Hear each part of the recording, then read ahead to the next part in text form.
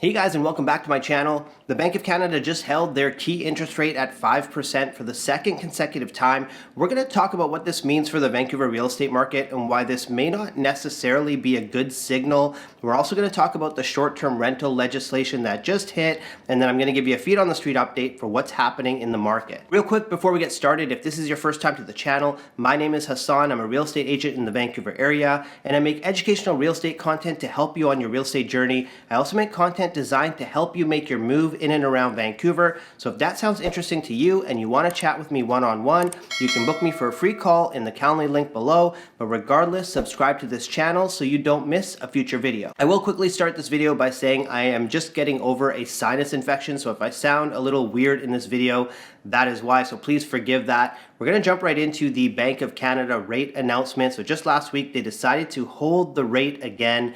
Most economists were expecting this to occur. Now, the last time that we had two rate holds in a row, it sparked a flurry of activity in the real estate market here locally. Buyers were on the sideline and they were basically waiting for some signal of stability from the Bank of Canada. So now that we've had another two pauses here, do I think that that's going to repeat itself? I definitely do not, because after those rate pauses that we had another increase, and it really shook the market and it shook consumer confidence, not just real estate wise, but spending wise in general. So even after this rate hold here, it's not necessarily signaling to the market that, you know, we're not going to have another increase. We have one more rate announcement before the end of the year. And also it's very unclear as to what's going to happen next year as well. Now, I've spoke about this before. The Bank of Canada, when they do these rate holds especially, they're very hawkish in their tone. So they're very much, you know, they always suggest that if we see any sort of inflation increases that we're not expecting, if the numbers warrant it, we're not going to hesitate to raise rates again. So there's no added consumer confidence or buyer confidence, I would say, in the market with this rate hold. With where mortgage rates sit today, the truth is qualifying for a mortgage continues to be one of the largest difficulties among buyers right now. What I'm finding a lot of, what I'm writing for my clients, is we're pretty much always putting in there that my client is able to add a family member for mortgage purposes onto title in case we need that level of security. Bank of mom and dad has been kind of a theme here in Vancouver over the last several years. It's now almost a must to have assistance, unfortunately, from the Bank of mom and dad, from parents basically gifting money towards their children so they can purchase real estate. Where we sit today to purchase an average home in Metro Vancouver, which is priced, say, around 1.2 million, that's taking into effect condos, detached homes, etc. In order to qualify for that level of a purchase, you need a $250,000 income.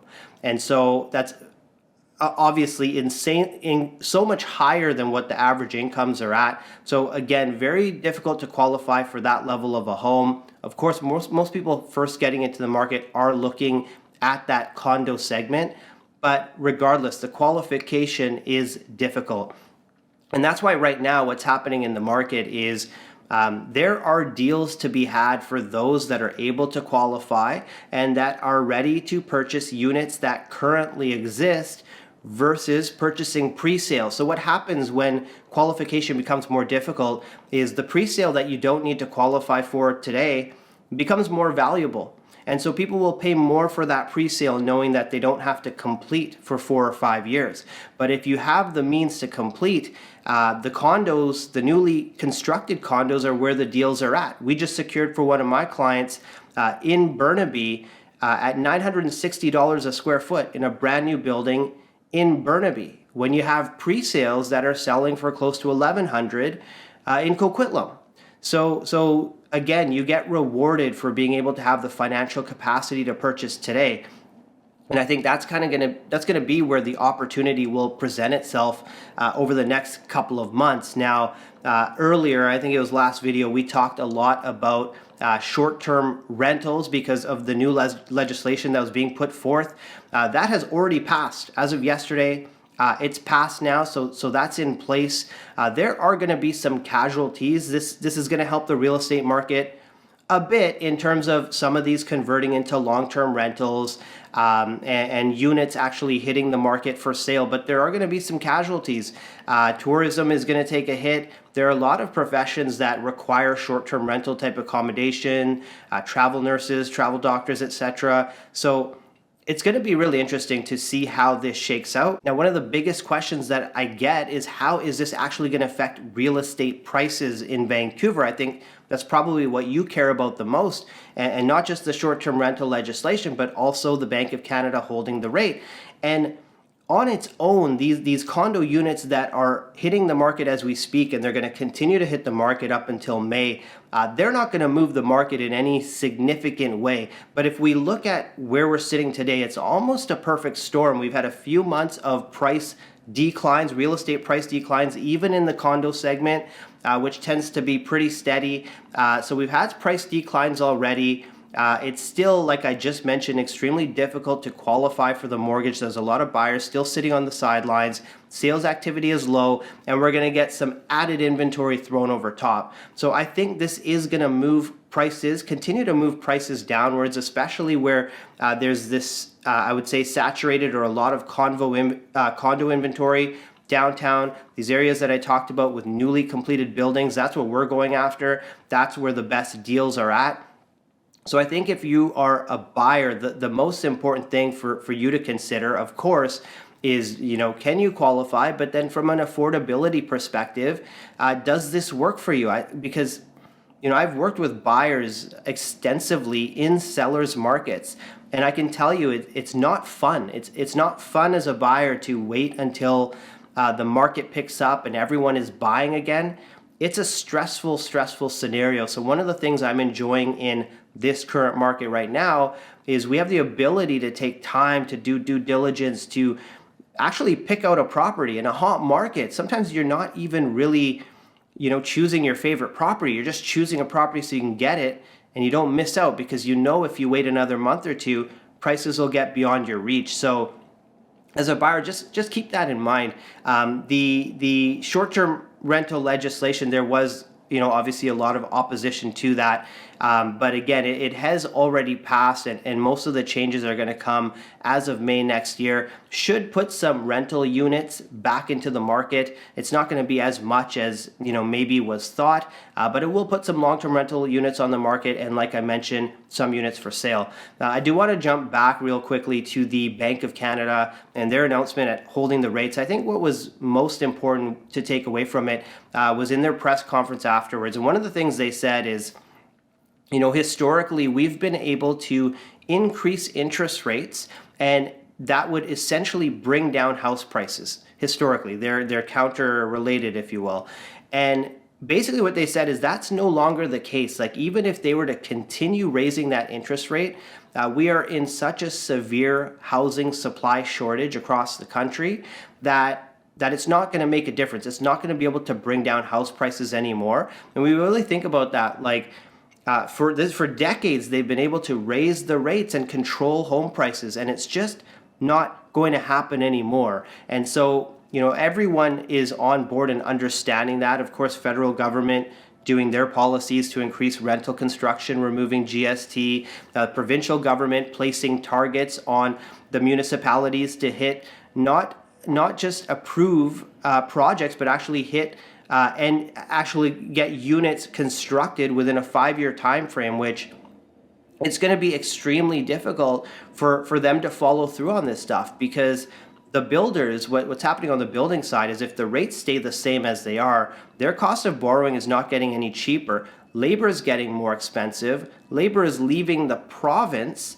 So it's going to be interesting to see which piece is going to make this, not to sound too negative, but which piece is going to make this all crumble. I feel like hitting that number and actually getting units created is going to be extremely difficult here, and supply is going to continue to be the story as we head into next year. The Bank of Canada is suggesting no economic growth next year. Again, they're being hawkish, but they're pretty much saying that they don't expect to get inflation in line until the end of next year, or possibly 2025. So the scenario we're in with where the rates are at, we can expect that for at least a year. People talking about rate cuts, very unlikely to happen.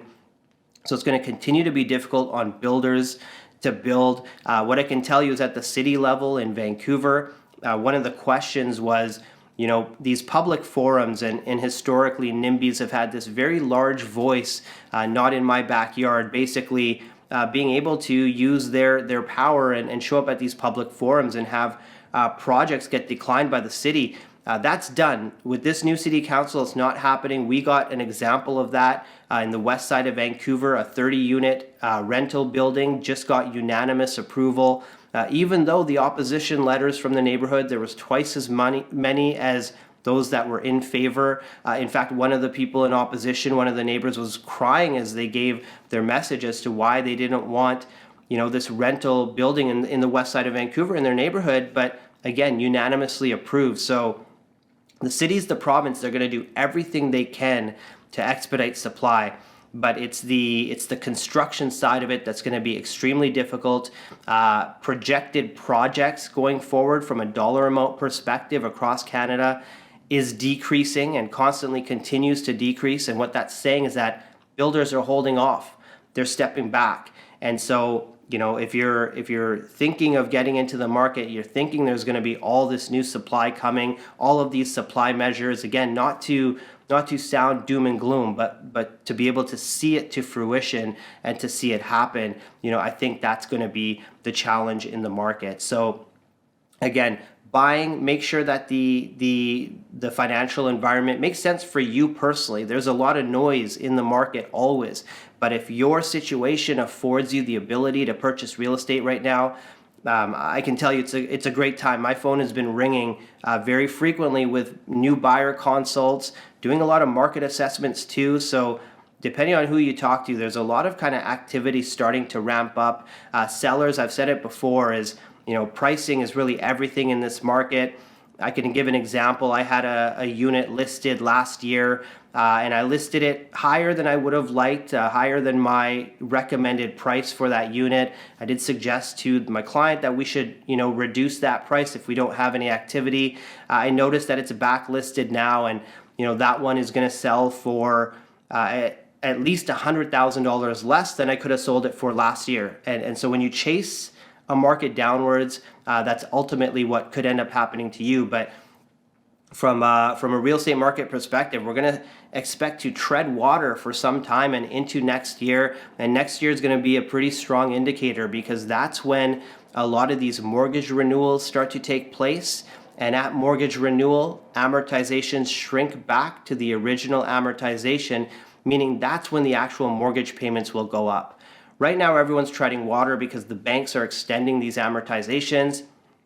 So, outside of the cost of living, when you go to get groceries and gas, etc., the mortgage for most people has stayed fairly stable. There's a small portion of mortgage holders, including myself, that are on adjustable payment where our mortgages have gone up with every rate increase. But at renewal now, this is when home sellers, investors that have units are going to have to make challenging decisions.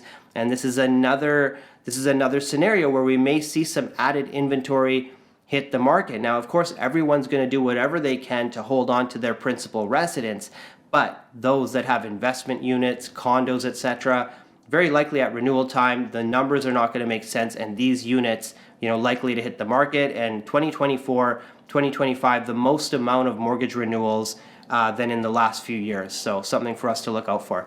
But there you have it, guys. That's your update for this week. I hope you enjoyed it and you learned something. If you did, hit the like button, because what that does is it takes the video, sends it out to more people so they can learn from it as well. And if you enjoy this weekly real estate content, subscribe to this channel so you don't miss a future video. And lastly, if you're in the Vancouver area or the Fraser Valley, you want to talk to me one-on-one about your real estate situation, you can book me for a call in the Calendly link below, or just send me a text, give me a call, shoot me an email, whatever works for you. But I want to thank you for watching this week, and I look forward to seeing you in next week's video.